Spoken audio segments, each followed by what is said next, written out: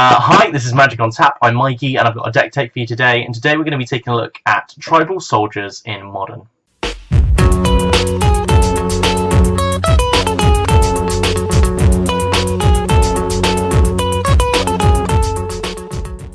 Okay, so let's jump right into it. First off, I want to talk about a card that is kind of the basis of why this deck exists and what makes it tribal.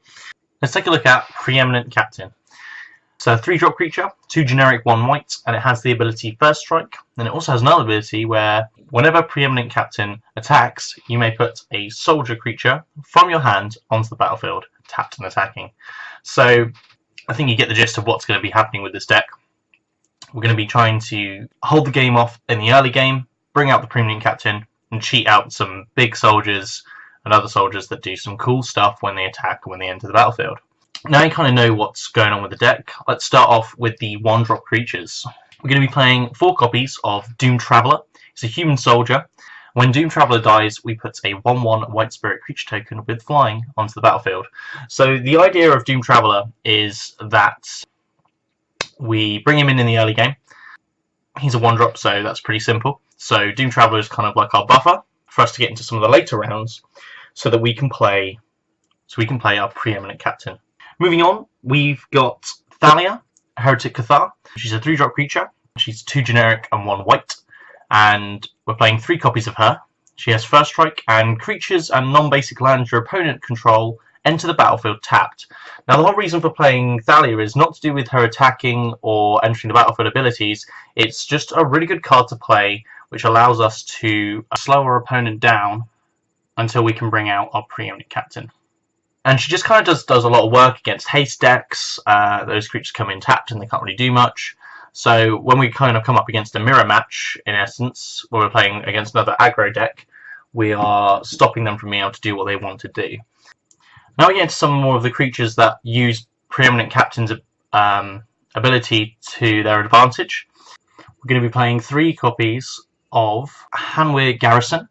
And whenever Hanweir Garrison attacks, we put 2 1/1 red human creature tokens onto the battlefield, tapped and attacking. So in essence, we're cheating out our Garrison to immediately have it attack, and comes in with the 2 1/1 red human creatures, the 2 1/1 red human creature tokens attacking as well. So we swing in with the Preeminent Captain for 2, and we also get another 4 power coming with him from Hanweir Garrison. Really useful to do, and the reason we're playing Hanweir Garrison as well is we're going to be playing 3 copies of Hanweir Battlements, which mean later on we're going to be able to get out 3/2 horrors every time we swing in. Moving on, so we're also playing another creature which brings in creatures as well. We're going to be playing Brimaz, King of Oreskos. So we're playing 3 copies of him. He's a legendary creature, so we can only have 1 out at any one time. He is 1 generic and 2 white, and he has the abilities Vigilance. And whenever he attacks, we put a 1/1 white cat soldier onto the battlefield attacking, and he also has Vigilance. And whenever he blocks, we also bring out another token with Vigilance as well. So this is another instance where we swing in for 2 and we bring in 4 power attacking onto the field.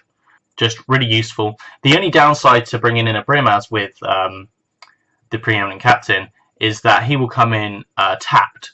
Although he has Vigilance, it doesn't ignore the fact that he comes into the battlefield tapped and attacking. So we do lose his blocking ability for 1 turn, but the reason why Brimaz is so good as well is he's bolt-proof effectively in that sense. So if we do come up against some aggro decks, we're not going to lose him to bolt.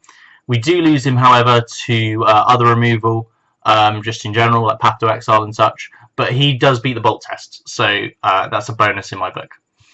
Moving on, we're now going to be playing 2 copies. These are kind of our higher cost creatures, which we just want to cheat in, really. We're not looking to play these creatures off the bat from the mana that we attain throughout the game. The creatures that you've seen so far are the creatures that we're looking to play in the early game up to turn 3, even if we don't get the Preeminent Captain, because they just do a lot of work anyway. After that, if we have the Preeminent Captain and the game goes on for long enough, we can then bring out these bigger creatures. So we're going to be playing 2 copies of Blaze Commando, and he has the ability, whenever an instant or sorcery spell you control deals damage, put 2 1/1 red and white soldier creature tokens with haste onto the battlefield.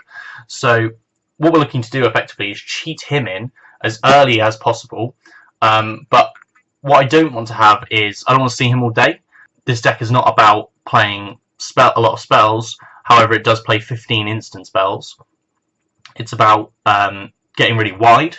So we're only playing 2 copies of him because it's not going to be always in our grasp to be able to play him and then a couple of spells afterwards. Especially if we don't have the Preeminent Captain. We don't want to be sitting with 2 of these in our hand doing nothing for the first 5 turns of the game. But moving on, and the reason why this deck really wants to go as wide as possible is because of this last creature, which we do want to cheat in as well, if we can, especially after we've got a Blaze Commando on the field. Otherwise, we can just play him off the bat if we've got enough mana, is Foundry Champion. And when Foundry Champion enters the battlefield, it deals damage to target creature or player equal to the number of creatures you control. So what we're hoping for with this kind of aggro play, really, to have at least 6 or 7 creatures on the field and dealt a fair amount of damage to then bring in the Foundry Champion off another swing, immediately deal 5 to 6 damage, and hopefully push through because we're wide enough to get that last remaining damage through. And if we've cheated him in, we've got the mana available to buff him, either in his power or his toughness, depending on whether we've got white or red mana. So moving on, to our non-creature spells, and we're playing 15 instant spells, no sorcery, and we're playing 3 copies of Raise the Alarm, and this kind of goes back to kind of our early game step. We're going to be playing, we're looking to play a Doom Traveler on turn 1, and then on turn 2 we're looking to play Raise the Alarm, and this is just to give us the time to get to that 3rd mana to then play the Preeminent Captain. And the other 3 spells that we're playing full play sets of Path to Exile, as well as Lightning Bolt, and also Lightning Helix. And I don't think I need to explain any more about why we're playing all 3 of those spells in this deck. But what I would like to talk about is the sideboard and kind of how that works in changing the way this deck plays. So in the sideboard we're playing obviously 15 cards. And we're playing 1 creature, 9 instant spells, and 3 sorceries. And the creature we're playing is Anax and Cymede. So it's a legendary creature. We're probably looking to bring this in place of Thalia. And what we'll be looking to do with Anax is to give all of our creatures trample. So we may not want to go as wide as normal when we have Anax out. But we do want to give our creatures trample, and that just allows us to get through more damage. So when we can't go wide, we want to go head on, strong with some bigger creatures. Now when we use a spell that targets Anax and Cymede, it will give our creatures +1/+1 and trample till the end of turn. Which brings me on to some of the other spells you can see here. So we're playing 3 copies of Brute Force, and I also want to sideboard in Dragonrage at the same time. But if not, if you don't feel that you can sideboard in all 9 of these cards, we just want to try and play at least the Brute Force on the Anax, and it just gives us a bit more flexibility in the deck in terms of allowing a creature to trample through and giving those creatures the chance to deal damage to the opponent. And the reason why I want to play Dragonrage, at the point of when we've gone as wide as possible, we've got 3 mana up because we've cheated a lot of our creatures into the field anyway. But we play the Dragonrage, and we're going to receive X amount of red mana based on the amount of creatures we control. So the wider we can get, the better. And then the creatures that they can't block, we just buff them to push the damage through with the amount of red mana that we've received. In the land base, as you can see here, we're playing a bunch of different lands. And the only one I want to talk about here is Hanweir Battlements. Synergizes amazingly with Hanweir Garrison, but also if we haven't got the Preeminent Captain on turn 3, later on in the game when we need to get him out fast and start doing the work he needs to do, we can bring him in as late as turn 5 use the Hanweir Battlements to give him haste and push him through, cheating out another creature.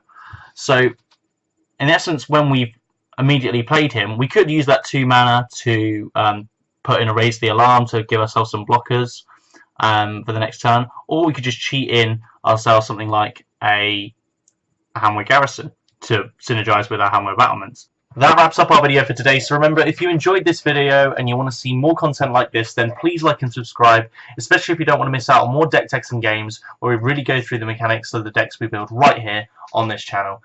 Thanks again for watching, and we'll see you all next time, making sure you've always got magic on tap.